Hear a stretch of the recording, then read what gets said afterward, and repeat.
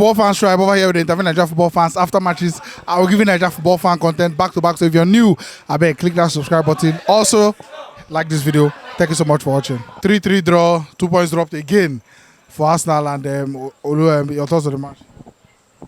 In life, it is not good to throw in the towel when you still have the opportunity to fight. It's an interesting match, and we have seen it coming. You know, losing 6 points in 3 matches is disheartening. It's not something we, the Arsenal fans, we expected. But coming to this game, 3-1 down, nobody saw Arsenal coming to equalize and even trying to win the match. So it's in a kind of way, it's better than losing. It's a fair result. It's a fair result. Fair result, and with the way Ramsdale gave away the goals and maybe the third goal, you feel this Arsenal team, young team, shall we not say a young team, but then the pressure on the show. Like Super Eagles, they say, "Na young team." When will the young team become old? You know. No, the issue is that it has come to a time where that's why we talk about squad depth. It's not as if Ramsdale is not a good goalkeeper, but there are some teams Ramsdale will not. No, not as if start. He will start. But what I'm saying, there are some teams that Ramsdale will be in. He will not make that kind of blunder. It's a cheap and cheeky goal. You're not under any threat. There was nobody approaching you. It has to be the pressure now. It has to be the pressure of this title race. You had two men on the flank.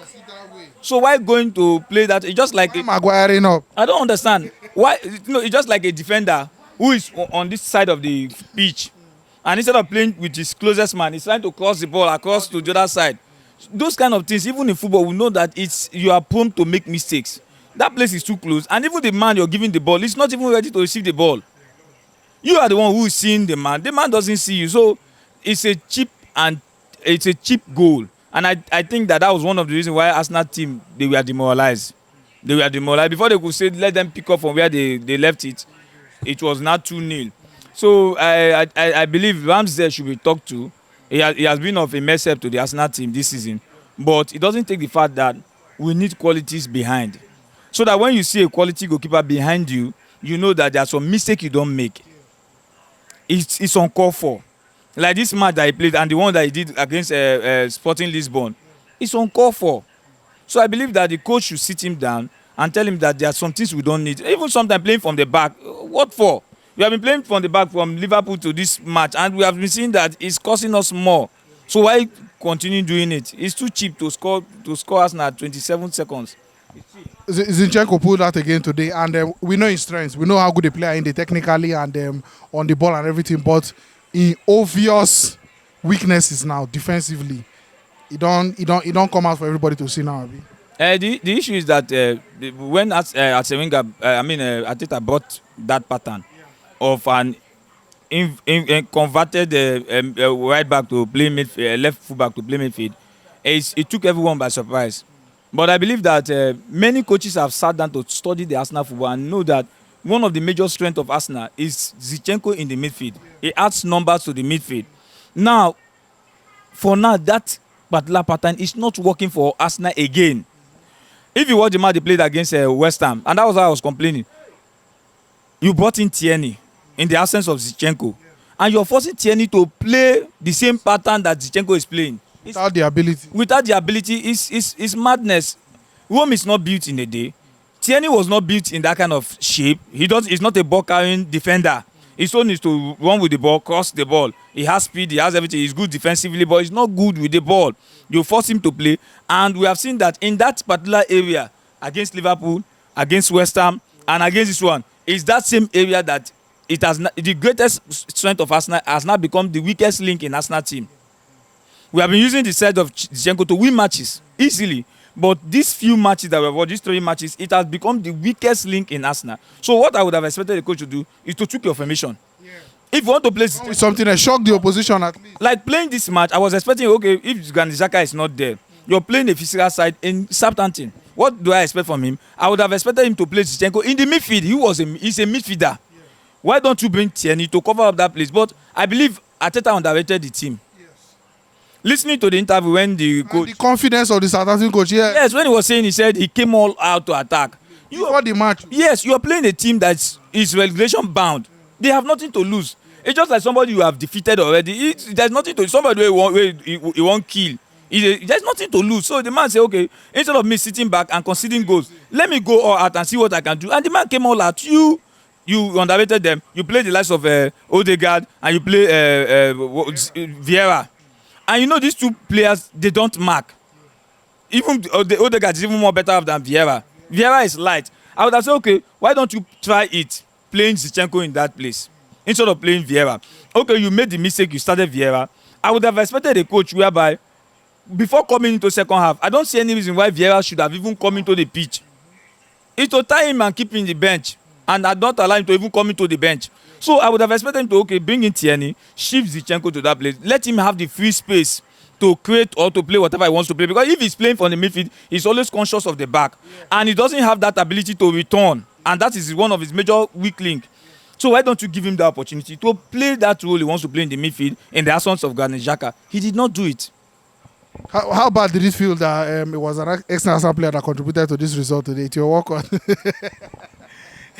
you know, it's painful. But one thing I would say is that now who they pay you salary, now you are legends too. He earned some salary from Arsenal. Arsenal brought him to the limelight, even though the light became dim before he left. So now you can't be paying me money, and I'm trying to please someone else. So he tried his best, and Walcott, it was already finished before this coach came in, and he's able to revitalize him and brought him forth. It's not a bad one. I don't have any feelings for him. But if I was an ex-Arsenal player, if I had the opportunity to score, I'll play it over the bar. I've been waiting, you won't be there. But then moving forward, sorry. Moving forward now, the game against Man City, 3 straight draws. Before the Liverpool game, Arsenal could afford to lose that Man City game. After the West Ham game, Arsenal could still afford a draw. And now, after this result, Arsenal have to beat Man City now. It's just like the second coming of Christ. Even me as an Arsenal fan, I would not take it to say that Arsenal is going to beat Man City. Because me watching the two teams, comparing teams to teams, we know the major weakness in the Arsenal team, and we know the major strength in the Man City team. These matches are midfield battles. And mentality-wise too, one, as this is in the end, one they go like this, yes. The other one they go like one this. Is coming. No, Arsenal is now on a downward slide. Watching the match from Liverpool, West Ham and others, if we watch the body language of Granit Xhaka, it's not even contributing as he used to. Odegaard, if you see they had to change him, it's not contributing as he used to. So you can see that even the party that we are relying on, even this time there are weaknesses we are experiencing from party. So I would have said Arsenal had what it takes to get at least a draw from Man City. But will my coach decide to play what is expected of him? Or is he go with this normal pattern to play and leaving Partey just alone in that midfield? They will swallow us up. So but what I believe as an Arsenal fan, it is not yet over. Man City still have some banana peels. They have the likes of Brighton. And if you watch Man City very well, the match against Leicester, you can hear it from outside, oh, they won 3-1. But when you watch the match, it is not as it sounded. Leicester had the opportunity to come back and even equalize, even win the match, but they didn't take their chances. So coming to this Arsenal Man City match, it's going to be a tough one. I believe what Guardiola has been doing, I believe he should work for him, like playing chess in the finals where you overthink and begin to play. So I believe that I let him begin to overthink now on how to defeat Arsenal, but it's a slim one. So I will just rely on, I'm not relying on what Arsenal will play with Man City. I'm relying on the banana peels between Man City and Brighton, Man City and Chelsea. No, they don't have Newcastle. Man City and West Ham. They also have the likes of Fulham. I could believe that anything can happen in these games. Good luck. Good luck. No, saying that an outstanding match is not a point yet until you've played it. Anything can happen. All right, so good luck. Good luck, Olu. Thanks for watching. Right here, another one of our videos where you're supposed to like, and all our social media links. I beg, follow us on every platform because we get content for everybody.